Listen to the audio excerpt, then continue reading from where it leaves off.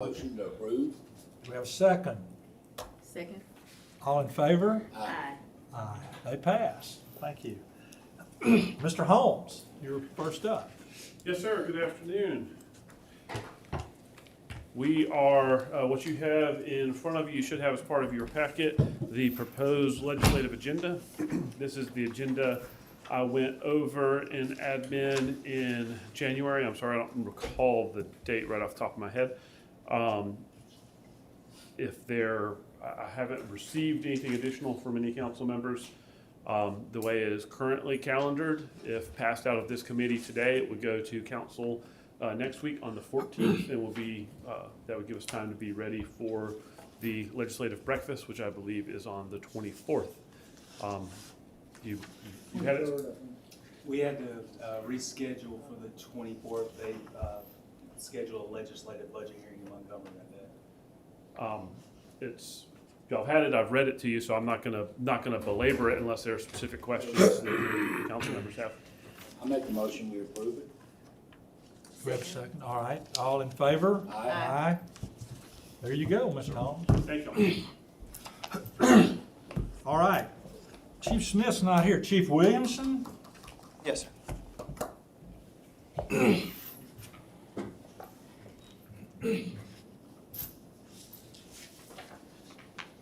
This is a change to the city code that we're asking you to consider to address the training that our firefighters go to, particularly at the Alabama Fire College, but at other locations as well. These classes tend to run 5 days, 1 week, 40-hour classes, of which some of that time they're not scheduled to be at their normal duty shift. And we just want to make sure that it's clear that if they're injured in the course of that training, they would be covered by workers' comp in the course of completing that training. So, any questions for the chief? I happen to know that you operate the way you train, Yes. so this is important. Do I have a motion for this? I make the motion. Second. All in favor? Aye.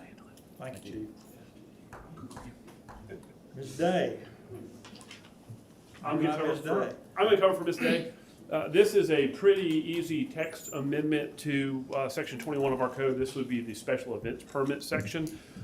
In the past, when everything was under the IPS umbrella, the application went to one place. Now those applications go to arts and entertainment. So we need to change the definition of director is the director of public services in the code. That needs to be changed to the director of arts and entertainment. And actually, the resolution or the ordinance that is in front of you will have another couple lines because there is an additional portion in that code where it doesn't use the generic term director. It uses, again, the term director of public services. So we'll need to add that to that ordinance before you see it next week. This isn't an issue of finances at all, is it? No, sir. I don't think it has any financial impact.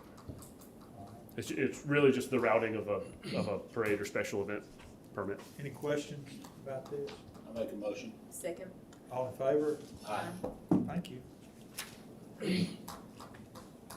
Ms. Kreitz, or who's coming? It might as well be me for now. So good afternoon. This is, it is creating a new position, but it is a fully funded position. So I want to lead with that. We do have the money for this job.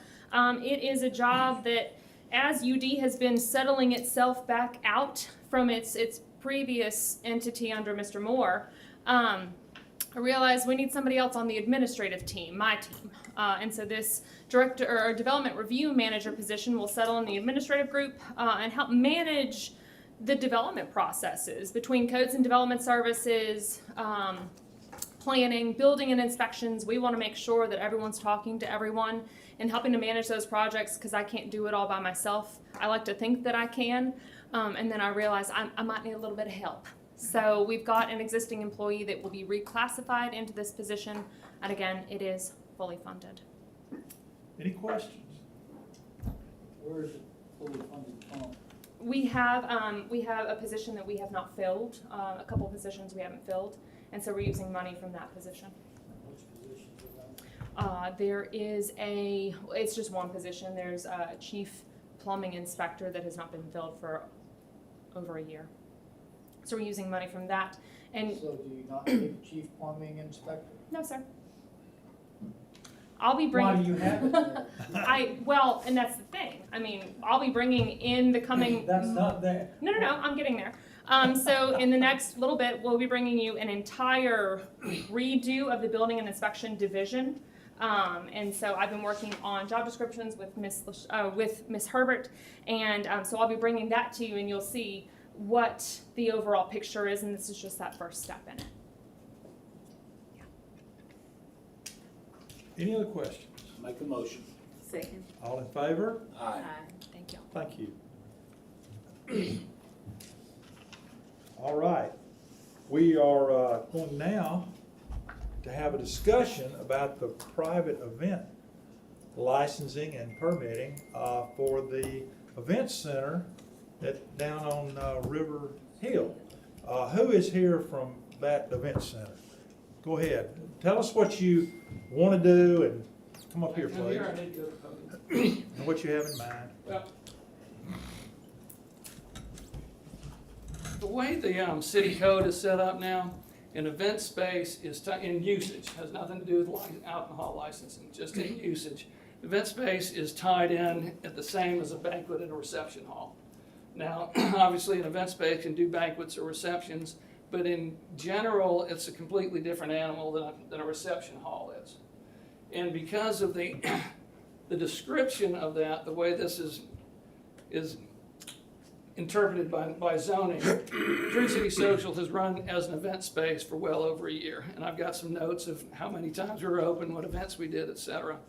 And we were called in a couple months ago by zoning and said we are not operating correctly because the way this is set up under the banquet and reception hall, you cannot have, general public cannot come into an event there. Everything has to be private. You cannot come up and buy a ticket to go into an event or pay money to come into an event, or you cannot be general public come into an event.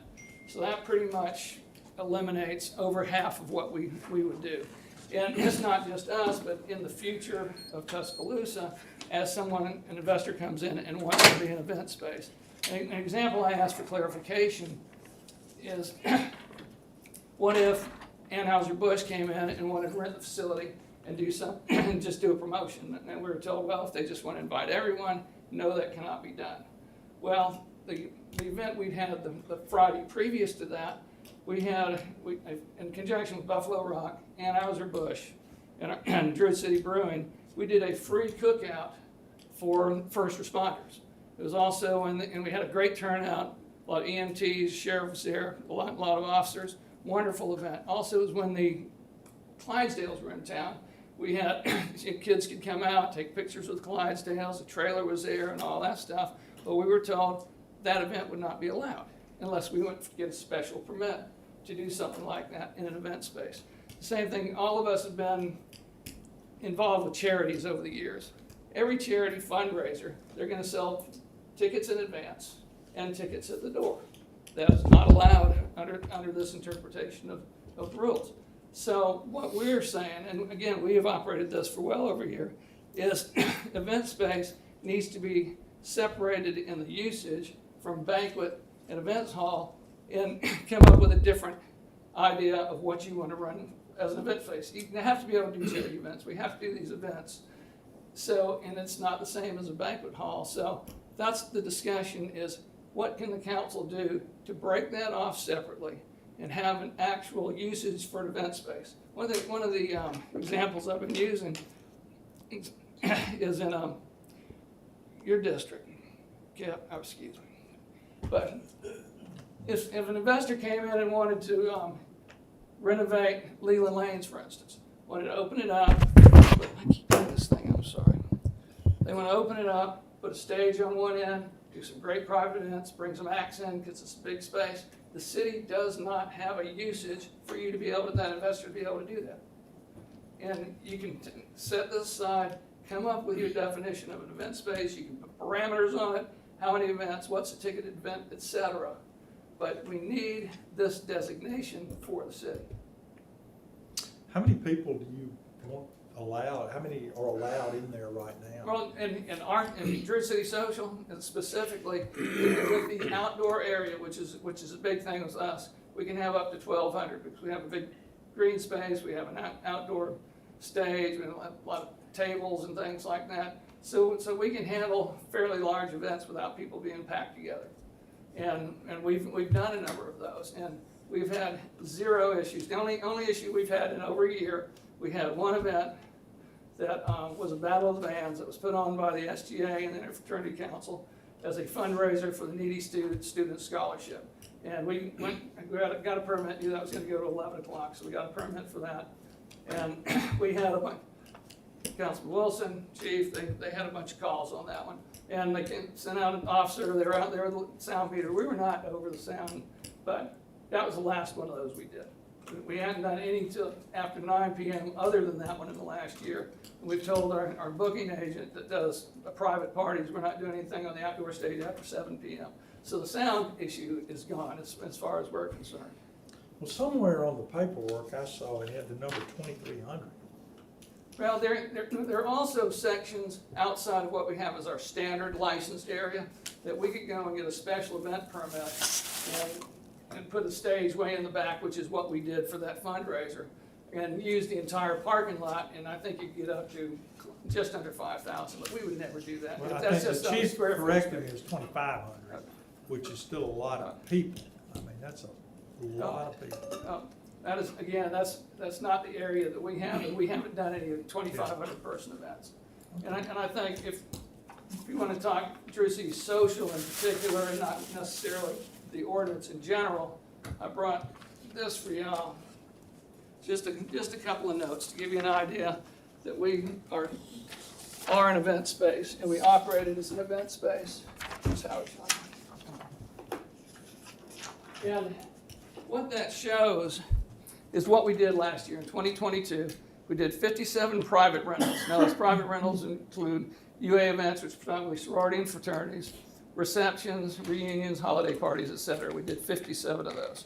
We did 69 non-private events, which include community and charity events like we were talking about, and ticketed shows where we are, either ourselves or a promoter is booking a band in there. And I want to, and I'll tell you that in a second. But anyway, so that's a total of 126 days we were open in 2022. That means we were not open 258. And if we aren't open days, all these events are in 4-hour increments. It's a 4-hour rental. Now, some of the shows, that's more of a 5-hour. Like when we do a Bama Q grilling competition, that's more of an all-day event. But most of them are 4-hour rentals, and that's it. And the ticketed shows, I want to be clear about that because there's been some people that were acting like a bar, etc. We have under contract, excuse me, folks, I'm cold going on over here. I'm shot up the steroids, I'm good.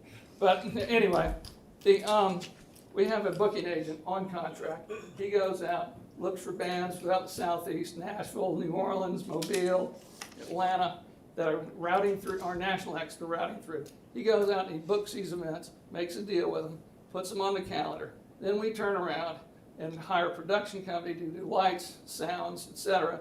Then we advertise online these individual shows. Yes, what time the door is open, what time the show starts, how much the ticket is, where your link online is to go buy your ticket.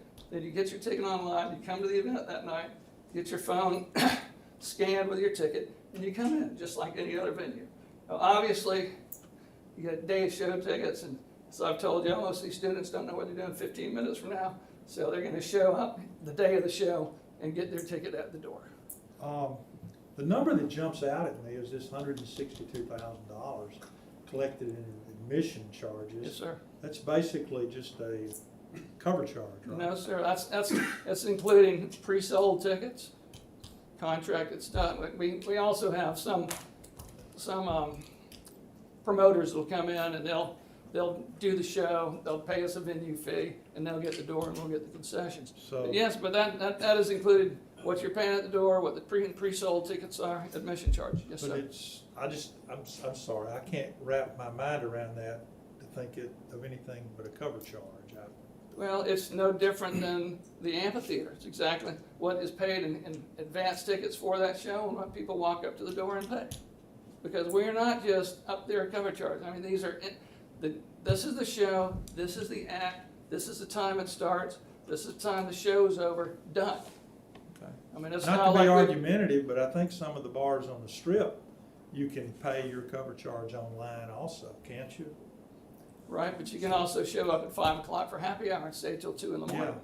which is a distinct difference. We're doing shows. Okay, was there anything else you'd like us to know? Yes, one thing that I put in here that I wanted to make sure, one of the deals in Chief's issues has been worried about mega bars, and that also has to do with the whole gastropub thing. We spent $94,160 last year on SAS security, to have private security at all these events. And I absolutely know that one of the biggest issues is the police, how much they are spread out over time and having to put an additional stress on it. Now, has our business in the last year put any additional stress on your officers at all? Well, yeah. How so? I'll address it to the microphone after you Okay, get talking. all right. I will come Okay. back. Well, the only calls that I'm aware of, and I believe we talked about that before, are those sound calls. And we've had a couple after hours that had nothing to do with us. Somebody coming from an amphitheater show breaking out one of our front windows, which we called the police for. And also, our next door neighbor had some windows broken out from some kids in a car coming through, and we called the police on them. But outside of that, and that noise complaint, we have had no issues. So this is not a good intentioned businessman or group coming up here and saying, this is what we plan to do, and then down the road it changes. This is what we have done for over a year and a half now. And we've done it properly. We've done it with these standards. We're running as an event venue. We're not running as a bar. And I don't know how else we can do it properly. And we've had no issues. And we're doing everything we're supposed to do. But there is not a usage for the city for us to run it the right way, or anyone else that wants to come in and do a venue. What would you think is the minimum number of people you could have in there to make things work? Well, I mean, and it depends, it varies dramatically from event to event. If, we're doing an Oktoberfest, which we're planning with tourism and sports this fall, well, you're certainly gonna wanna have 1,000, 1,500 people in and out, or if we did Alabama Beer Fest, which we did for 4 or 5 years there. Something else I need to do is background. I've been in that building for 17 years, and I ran, we called it L&N Station then, for 10 years before I did a major remodel, opened 301 Bistro. We ran that under this exact license, which was a recreation business license, and the usage, which is event space. And our usage says event space, it does not say banquet or reception hall. And so, to get back to your question, it's all gonna vary based on what your event is. I mean, we've got a big space, we do a special event for, 2,500 people or something like that. If we were doing some major event, we did the barbecue thing, we probably had, 700 or 800 people come through. But it depends event to event. I'd hate to say, well, we can't have over 500 people, and then we're gonna have some charity wants to come through and wants the whole thing, and do 1,000. So I really don't want to put, but if you're running something, you could put amount of ticketed events that they have a month or something like that, or what and makes a ticketed event. There's a lot of parameters that you can put on it in the language, but I just feel it needs to be broken off from what a banquet and event hall or reception hall is. Was there anything else you wanted to add? I really don't think so. Well, I want to thank you for the event you did for public safety. I appreciate that. Thank you, sir. Chairman, can I ask Bill one question? Certainly. Bill, in this particular situation right now, you are applying as a gastropub, correct, or no? Okay, there's background on that. Yes, we are. And the So- reason for that Yeah. is, go ahead and finish the question. I'm sorry. No, I mean, but I guess refresh my memory of what exactly are you applying for? And how we got there, we're applying, Yeah. we have a tabled for a gastropub license. On our first meeting was zoning, and then we had a follow-up meeting with some clarification. We were told that we were not operating correctly. And so we were pretty much told that we had 3 options. That we could apply as a bar on Greensboro Avenue, which we didn't want to do, and that wouldn't be feasible anyway. We could apply as a gastropub, or third, we could take it to circuit court. And so, obviously, in our minds, gastropub is the right way to go with it, even though we don't want to be a gastropub. We're not a gastropub, we're an event center, we're an event space. But I've been in the restaurant business for 30 years. If we need to run a kitchen and run it right and do the proper way, I can do that. But that's not what this business is. And so and then we had a follow-up meeting, and that chief was there, and we kind of got the idea, well, this is right here, can we split that off? And that's why I'm here now, but we still have a tabled application for variance for a gastropub. I know I'm probably gonna get Ashley or somebody to tell me, but how can you be a gastropub and only be open a third of the year?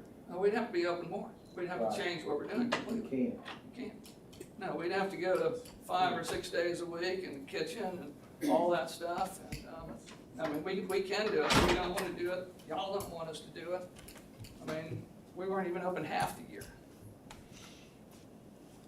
So that's where we are here. And that's why we're having this discussion about a separate license, or separate usage. Any other questions? Thank you, Mr. Chairman. I just wanna make sure I understand, and my question I think it's gonna be more for Ashley. So, I was involved in some of the early stage discussions. At that point,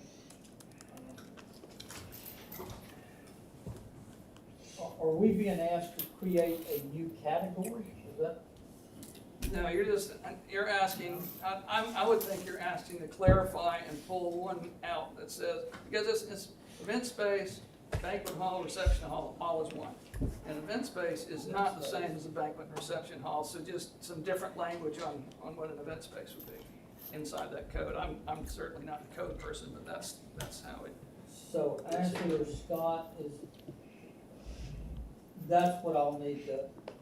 Right, we're Are we gonna, being asked to change language in an existing category or create a new category or simply vote yea or nay on an application? And I don't think today we're being asked to vote on anything. That's correct. No, sir. From what I hear Mr. Lloyd saying, and I'll let Ms. Kreitz or Mr. Pons jump in and correct me, is that he's asking us to definitionally include sort of the beast he wants to operate, whether that's as a separate thing, if you called it a concert hall, or a separate definition, or whether you amended the event banquet hall to include the activity that he has discussed versus, and I think a good example probably would be the district room, which operates certainly like a banquet hall. Exactly.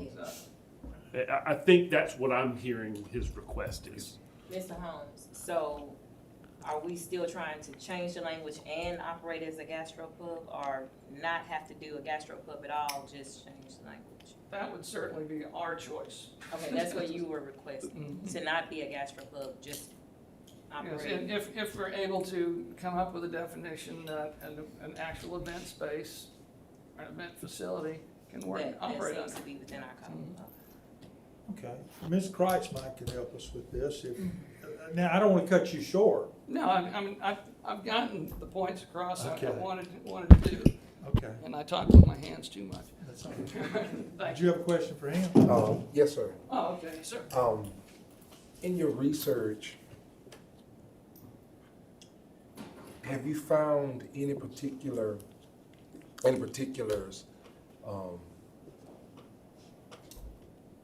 as it relates to ordinances and codes that what you're asking falls up under?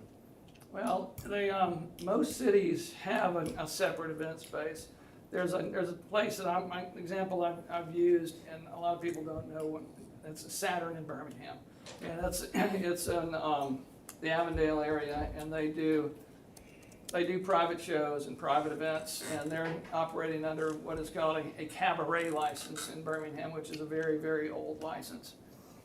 But not only just for us in this situation, there are gonna be other people coming down the line that are gonna wanna open an event space or a venue in Tuscaloosa, and we literally don't have a usage for them to do that.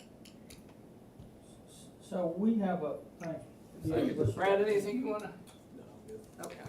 So we have what was it, about a year ago, we implemented a tax. I'm not sure what the right verbiage is. Yes, but sir, the alcohol let's say event event license. space, right? Is that applicable here? Is that being, are y'all paying that? What's that? Pardon? I believe it is. Refresh me what it was. I believe it is applicable. Let me look it up. I know we've amended to, We amended, we Slightly. tweaked it. Yes, sir. because we- give me 1 second, I'm sorry. But essentially it was event spaces that serve alcohol are going to pay X number of If- dollars per space. Yes, sir. seating. If you sold alcohol and had ticketed events, and your capacity was over 1,000, and it was amended, I think capacity was initially over 1,000, and it was amended to, that's what I 1,005 don't or remember. So Let are me- y'all paying that, Bill? I don't believe so, no. Okay. I mean, we're obviously paying sales tax, post receipts tax on the admission charges, but we're not paying an additional ticket charge to the city. Okay. Good, So, Go ahead. yeah, and I'm not on this committee, so I don't wanna hawk, but I am learning things today. I thought this had boiled down to a simple restaurant, gastropub issue. Maybe it still is, but I would like some time to get educated by the staff on some of the things that were brought up. Well, I think we're gonna get an opportunity for that Oh, okay. now. Let's let Ashley, would you help us with this? And I know Chief Blankley wants to speak. There might be some other people.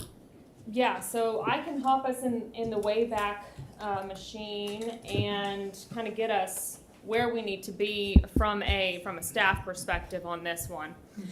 So when 301 Bistro closed, and I forget when that was, sometime during COVID, they then reopened afterwards as Druid City Social or The Social, and they were at the time a gastropub. So let's put us somewhere late 2020. Is that an accurate time frame? We did not, we had a restaurant retail license. Yes. We No, didn't that's have- We perfect. did not have a gastropub license. So they had a restaurant retail liquor license, and this is where things start to get all kinds of twisty, and why zoning is so important because of use. I don't care what something is licensed, I care more about how something is being used. And I'm also having to put my hat on as the former zoning officer. Mr. Pons, of course, is the current zoning officer. Unfortunately, I dealt with this a lot more leading up to his current tenure. So, they were a restaurant liquor licensee, and in December of 2021, I emailed Mr. Lloyd and I said, "Hey, I understand that your kitchen has closed. Let's talk about what needs to happen for you to keep going. You know, because you can't be a bar. They're too large of an occupancy classification on Greensboro to be a bar. So they had two options at that time: to be a bar and ask for some variances from the Zoning Board of Adjustment to allow them to be a large bar on Greensboro Avenue, or we had a classification of event space. Mr. Lloyd and I talked, and we decided, and he detailed that they would be just renting it out for private events, you know, fraternities, sororities, date parties, parents' weekends, things like that. And that's perfect in the definition of event space for us, which is an establishment where the primary use is the accommodation of private functions, including but not limited to banquets, weddings, anniversaries, and other similar celebrations. The sale of alcoholic beverages is intended for on-premise consumption only during scheduled events and not open to the general public. And so that is the big kicker with this current definition, is not open to the general public. So over the beginning of 2022, as we're continuing to move forward to the present time, we started seeing a lot of posts on social media about ladies' night, you know, hey, private event, but ladies get in free, or hey, we're doing karaoke, come one, come all, or tonight at the social, we've got $3 drinks and, different prices of drinks. And so we'd have some conversations about, hey, this isn't what you're supposed to be doing. And so then it turned into ticketed events. But again, they were doing some walk-up ticket sales. And that's where, with our current definition within zoning, the way that they would like to operate and the way that they had been operating fell into a challenge with the current zoning ordinance, to the point where back in October, we got a complaint on 311 from an anonymous source that said, and I quote, Druid City Social is operating as a bar without the proper liquor and business license. They are open to the public Thursday, Friday, and Saturday as if they are a bar when they are licensed to be a concert/event center. They are not a special event music venue as they have the same DJs and bands as every other bar or restaurant in Tuscaloosa. They also charge cover at the door as tickets, skirting the law, insurance and tax responsibility. The owners who are owners of other established bars, City Hall isn't taking action. So we were taking action. We have been taking action. And thus began some of these more difficult discussions with Mr. Lloyd and Brandon, unfortunately. We did, and of course, by the time we hit October, Mr. Pons was moving into his role as the zoning officer. But he and Mr. Smith, they sat down and they explained some options. Because where they are located, they have about 3 options with the way this current definition is. And we do have a way for outdoor event spaces to exist today. We do have indoor theaters. So if someone wanted to come into Leland Shopping Center and do a great concert hall, we could make that happen today. That's not a worry of mine. But we've got 3 options for this space.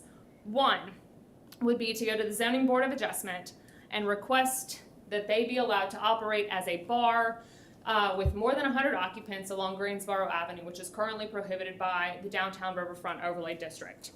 Option number 2 would be that the City Council does a code amendment to allow bars larger than 100 occupants along Greensboro Avenue. Option 3 would be to open the kitchen back up and ask to be a gastropub, which I recognize that's not what they are wanting to do. And I guess maybe there's a 4th option, which would be, all right, we create an allowance for an outdoor venue, which is currently a special exception use. Outdoor amusement is a special exception use and isn't permitted within the downtown district. It's not permitted within the DC.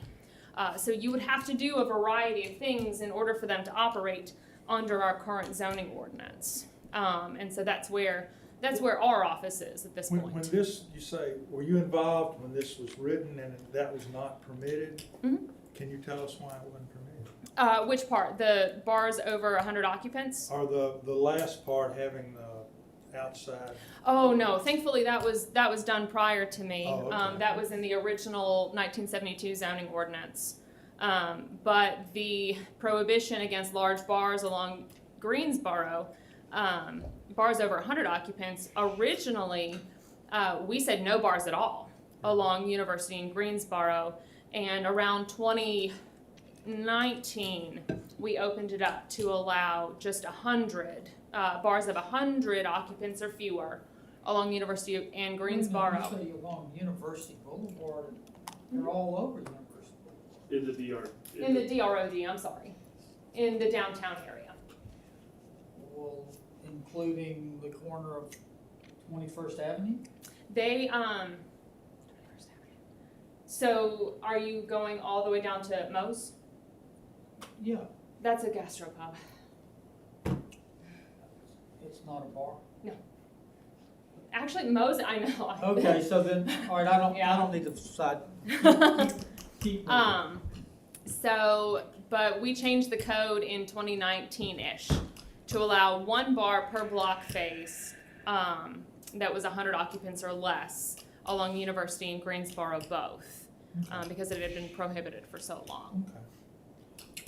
Anything else you need to I don't feel believe like you need so. to comment on? I know our police chief would like to speak. All right, I'll kind of go over a couple different areas. I know how, y'all already know how I feel about gastropubs. The issue with this is the event space. I know the big thing is they're saying they're only operating on 100 and something days a year. But those are going to be Thursday, Friday, Saturdays. That is when bars make their most money, Thursday, Friday, Saturdays. If you're bringing in local bands, and DJs is another thing, as ticketed events, you are doing no different than what Copper Top, Rounders, 1225, you're bringing in events and you're selling tickets and you're selling alcohol. That's called a bar. You know, the event space is kind of different. I have issues with their occupancy, if y'all were to grant the gastropub, or the event space. I'm going to speak on both at the same time. 2,500 up to 5,000 is what y'all would allow in Timerson Square right behind it. We just talked about a bar, or somebody wanted a gastropub that has a 300 and something occupancy. This is 2,500. Inside their building, I believe, is 184. Everything else is outside. Councilman Wilson, you called me multiple times tonight with the Battle of Bands about noise. You know, we've had that. Anytime you have an outside venue like that, noise is going to carry, and it's going to be at nighttime. If you compare the 5,000 or 2,500 to the amphitheater, I believe the amphitheater may have 700-800 seats, something like that. And you have to look at all the security that goes into work at the amphitheater. It's a huge event. This is going to be behind Timerson Square. Great concept, bad and wrong location. And that's the thing is, you know, is there something for the event venues and have that? Absolutely, but right there is not it. You already have Timerson Square, and you're going to bring it up of excess of 2,500 people into that location. To answer the question, has it been a drain on our resources? We had to shift our resources when they would have their larger parties to have people close. Did we have many problems there? No, not going to say that we did because we didn't. I went over there after one football game. I took up more fake IDs in 20 minutes than I had my entire career in that amount of time. I know y'all said that y'all had some staffing issues those days and that kind of stuff, but it wasn't being run the correct way that day. And they were lined all the way up the street. That's why I stopped, because they were wrapped all the way around. I'm like, what is going on here?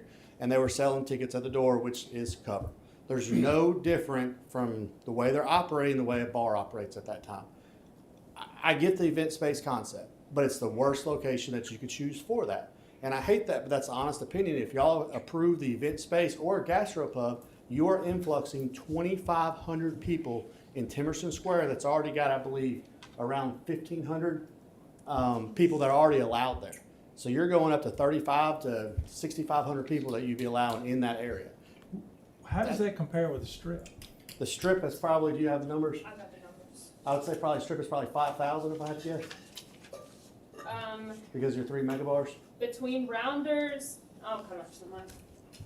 Rounders, Galettes, Houndstooth, Rounders, Houndstooth, 1225, Rounders, Houndstooth, 1225, and Galettes Bear Trail. are just under 2,500 total. So we'd have another Strip right there. above the Strip, Yeah.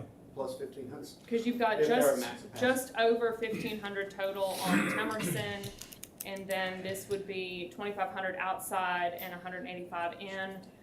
We also have a prohibition in the downtown riverfront overlay district, which was done in the late aughts, the late aughts, that prohibits outdoor amusement within the downtown area. So that's another challenge. If you want to allow something like this, we've got to do a code change.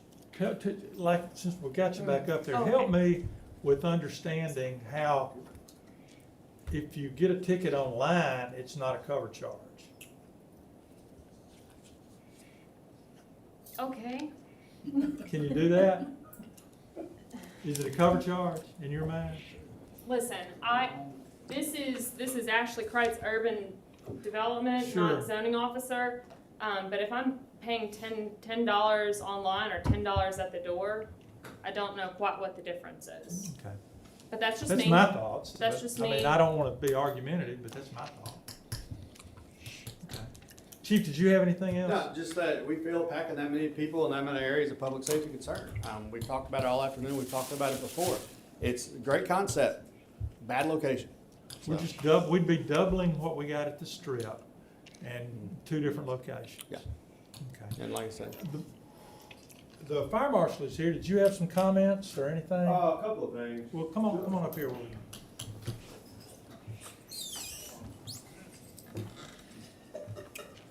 Yeah, Yeah, a couple of things that I was concerned about, because I got this in a gastropub application, and what was not detailed was that anytime you start getting over 1,000 occupants anywhere, there's a high potential that you're going to adversely impact or affect your public safety services. So we had to start looking at ingress and egress of vehicles, whether or not additional law enforcement personnel are needed or EMTs needed, all sorts of things. So when I saw the 2,500 plus number on there, that really got my attention, and I didn't really see any clear evidence on how they were going to orient people on that site to be, function in a safe manner as it relates to public safety access. So that was one of my concerns.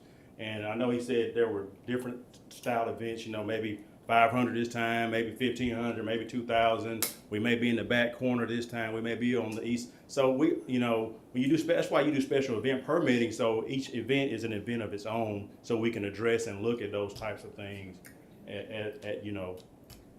as they arise each time, versus just saying, okay, you can operate like this every single day. So, but it's going to change every single day. So it would be very difficult for us to really get a beat on how he's going to function, and if he's functioning in a safe manner. So. Mr. Fair. Please, yes. Hold on just a moment.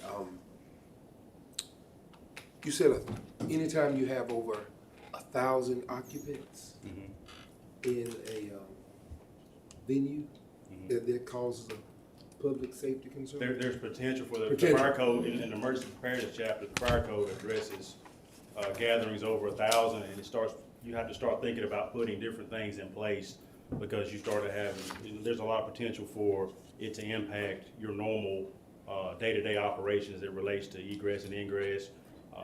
When you have high crowd, just like at the amphitheater, we have EMTs, we have a lot of additional law enforcement, we have crowd managers, because we have a large event space right there. So that's what it's dealing with. So how often do you have those events over 1,000? And when you do have those events over 1,000, how early do you need to know so that you can plan for what you're going to have to do? Since you said if you have over 1,000, you get an application. So how long does that take? Not so sure I understand your question. You stated that once you got a license that was over 1,000 that posed potential safety hazard.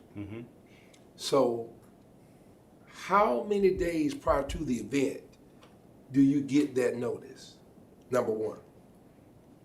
Well, it depends on whenever the applicant submits that. When we do special event permitting, it goes to various departments for approval. So in the event, that's what I'm saying, if it's a special event, we have time to plan and make sure that we don't have to put any additional resources in place. That's what I was referring to. And the code tells you that you need to start thinking about those types of things when you start having events that are in excess of 1,000 people. That's what I'm saying. So if they give you an event that says you're going to have over 1,000 people, I'm just trying to get how the formula that you use to determine what you determine. How many days prior to do you know that the event is going to be over 1,000? I just want general knowledge. It just depends on how many days. It just depends on when. So if I'm having an event, and I'm going to have an event over February 14th. Okay. How many days do I need to, prior to my event, get it approved? Yes, that makes. Yeah, so speak on that. we've worked on this process pretty recently, within the past year, and we request 10 business days just for staff to be able to process it and get the right review, and all the departments that need to look at it to look at it. Sometimes that isn't, if you're having it on February 14th and you just realize, oh man, I need a permit, we'll try and work with you as best we can. But again, safety is the biggest issue. Right, but then that's what I was going to say. That poses a issue potentially for code and the fire marshal. Yeah, and so if he doesn't feel comfortable with it, then we're probably not going to issue that special event. And Chief Williamson, how far in advance are y'all's? I know fire sets their schedules in blocks. How far in advance do y'all schedule shifts? We, for something like that, if it required additional personnel, we could probably, as a general rule, would want at least a week's notice. But I mean, as he mentioned, if there were a compressed time frame, we'd do our best to meet whatever the needs were. One thing that I want to make sure is, when they do a special events permit, it comes through the PD as well. Gotcha. But if they have that occupancy, they wouldn't go through that process. They could have them whenever they want to, so there would be no prior planning. They would have that occupancy. I didn't know if you Yeah, made that yeah. correlation or not, so I was Yeah. making sure you did that. Thank you. And their internal occupancy is only 185, so that's all that can be inside a building at once. So if they're 2,500 or 5,000, all those people are outside. So Without- that noise will carry as well. Gotcha. And I do want to underscore the comments that I made earlier today, is that I ask respectfully that the council not place TPD, Tuscaloosa Fire and Rescue, and other departments in a precarious position. Before most of your time on the council, we proposed limiting the number of bars and bar spaces in downtown in Denver. And we failed. We were unable to pass it with the city council. We were not successful. And now, we have seen, unfortunately, the impact of more of this move towards mega bars. When people say we want the city to reflect more like Athens or Oxford or these other SEC cities, in most cases, those are smaller bars, earlier closing hours. If we allow these mega events, make no mistake about it, the taxpayers of the city of Tuscaloosa will be providing the auxiliary security, rescue, because we know that if you put 1,000 people on that site, it is going to create issues. And think about what we have to do for an amphitheater show. The amount of security, staffing, traffic control, etc. Whether we have 500 or 5,000 in that venue.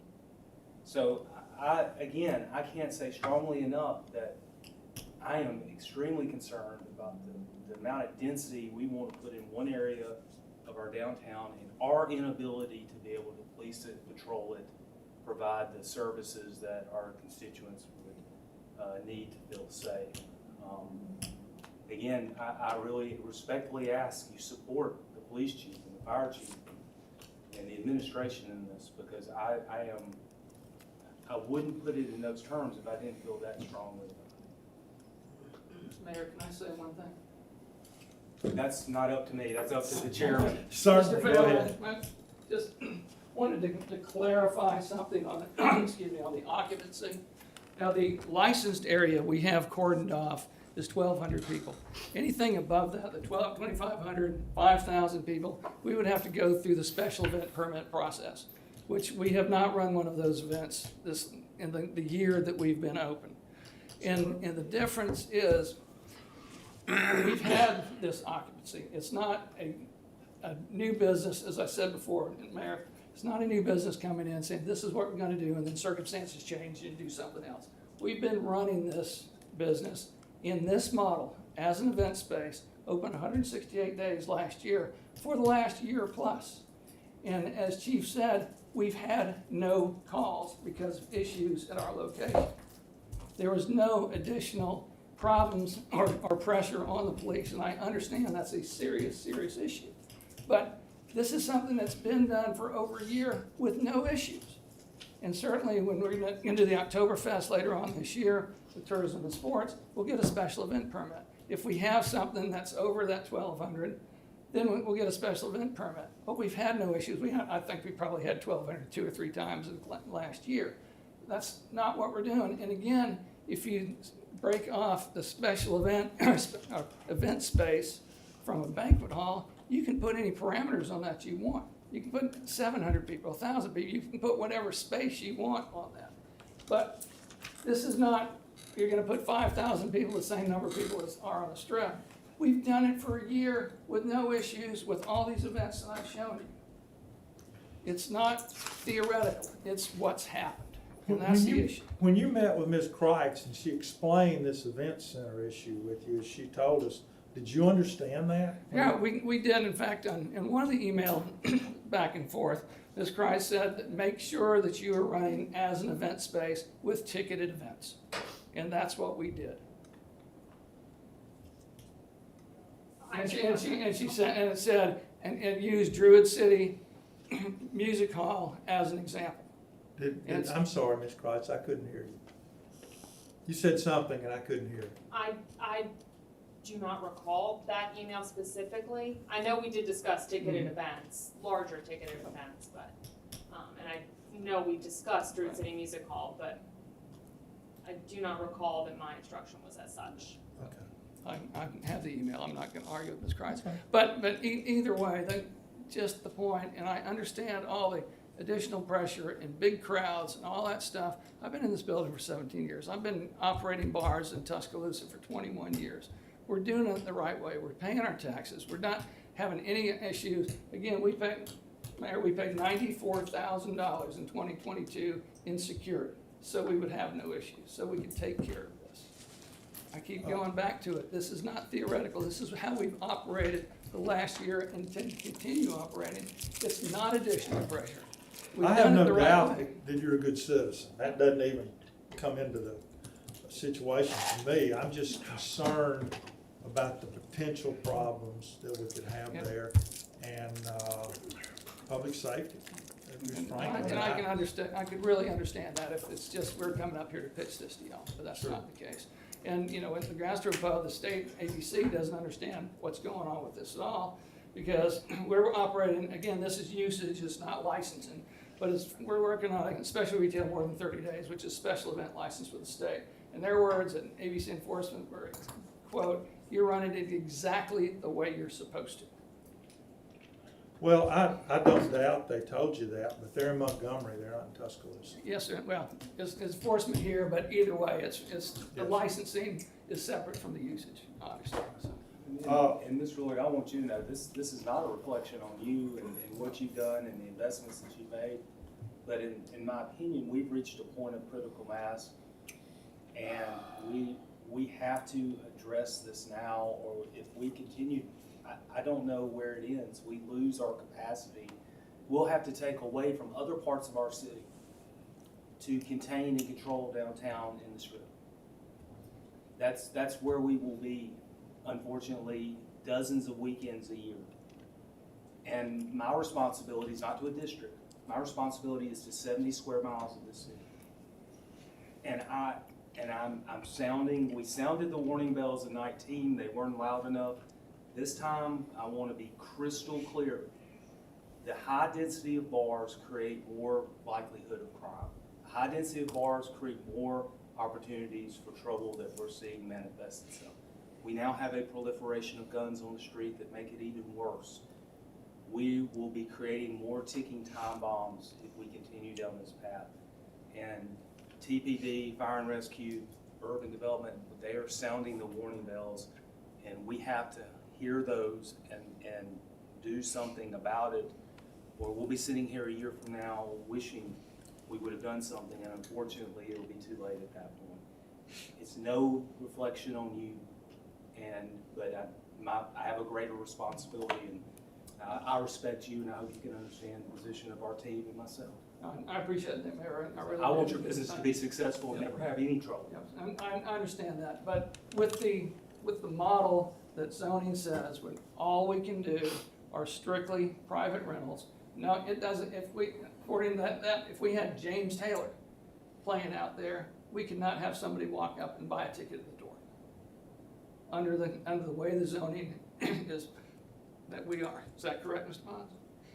You could have a fraternity and have James Taylor play for them. But we could, if we wanted to, James Taylor was doing a small venue show and we wanted 1,000 people to see James Taylor, we couldn't have anybody walk up and buy a ticket. It's probably more suitable for a different location.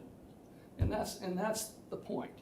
If we can't do a charity event that sells tickets in advance and sells tickets at the door.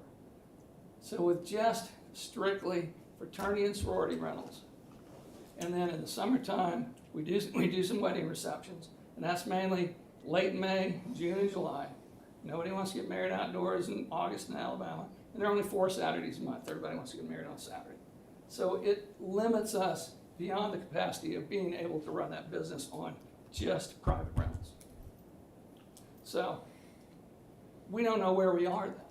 So if we go the gastropub option, which obviously no one wants a gastropub in this group, But that would be our only option to stay in business, is to open a restaurant, which I've done, and still be able to, do some private events and serve alcohol. That's where we are as a business model. And again, it's not something we're pitching you new. I know I keep harping on this, but we've run it this way for well over a year with zero problems, with the exception of the Battle of the Bands night, which we got a permit for. Well, it bothers me when he says all these underage people that he just happened to stop by and No, check. we did have a night, Saturday night of the Auburn game.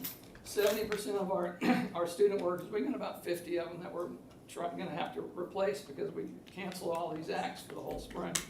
But most of them, we had the same core group that checked IDs at the front door the entire semester and did a really good job. They were all out of town, and a couple of them wanted, we've been working all semester, let us go to the Auburn game. And so we had some different people at the front gate, which did not do their job, because it's a proliferation of underage IDs, and you have to be really careful. I mean, we've got a scanning machine, they'll scan, they pay $300, comes from China, and they got it. But that night, and we're gonna make no excuses, that night, the people at the front door checked IDs, but they did not check them closely enough as unders. And Brandon Hanks, my partner, walked around with Chief, and we didn't argue. I mean, but that is not the way we operate a business. Okay. That's not the way he does it at Booth. That's not the way I've done it for 20 years. But we did have a bad night. Absolutely. Did anybody from the fire department have anything else to say? No. Okay. The only comment I have, and anybody else is welcome to comment, is, as I said earlier today, I get complaints from my district that we have, Chief, and this is not a reflection on you, that we get very little police protection in my district. And I know I've heard other counselors wish that we had more police protection in our districts. And I take it for granted that the police department wishes we had more police protection in our districts. And nothing, whatever we're doing, when we have to put so much manpower on the Strip and other places like this, certainly takes away from people in my district. So that's my comment. Any other comments? Any other questions? I just want to say that my concern is mainly about our public safety, because when I have police calls in my district, I get complaints if people feel the police don't respond quick enough. Right. So I don't want to do anything that would hinder those resources. And knock on wood, but things have been pretty good in my district. So I don't want there to be a time where we do have some public safety issues and people feel like the police aren't responding or not being responsive. Right. So to make sure that we're taking care of our public safety departments is very important to me, and making sure that we're not doing anything to stress out police officers that are probably already overworked. Then that's very important to me also. I saw you raise your hand. I'll give you one last very quick word. Yeah. Actually, the only thing I want to come across on this is, right now in the current situation with the university, the growth has been tremendous. And we're rolling up, the high 40s, on the student population. And I feel like we're still operating back in 1998 when it comes to, these kids are going to go somewhere, no matter what. You can sit there and say that, these mega bars are going to go away, that'll clean up the whole situation. But these kids are going to go into your neighborhoods, the ones that y'all are talking about right now, and they're going to be in those neighborhoods. They're going to have house parties. They're going to create issues there. You've got them on the Strip, and I bet this last semester, I've talked with Chief about this, but last semester alone, while we were functioning, I didn't see any major disasters on the Strip this last semester. Now we come into this semester and you see all the issues. We've been non-functioning except for private rentals. And now you're seeing an onslaught of overcrowding, issues happening, shootings and everything else going on. And I just don't think, we can't keep at this same pace and have 50,000 students, 52,000, 55,000. I mean, at some point in time, we've got to face this. And I don't feel like... I don't think we're going to have 1,000 people at a house party in any of my neighborhoods. Well, and not just 1,000 itself. I mean, when we're patrolling it properly with the proper security, and then when you've got other places that are not doing that, I can assure you, go to most of these places and check to see if they're paying, a private security team, that type of money that we're paying is just non-existent. We're the only one doing that. Well, thank you very much. Anyone on the council have one last word before we've got to have another committee meeting? All right. I will entertain a motion to adjourn. Motion. Second, all in favor? Aye.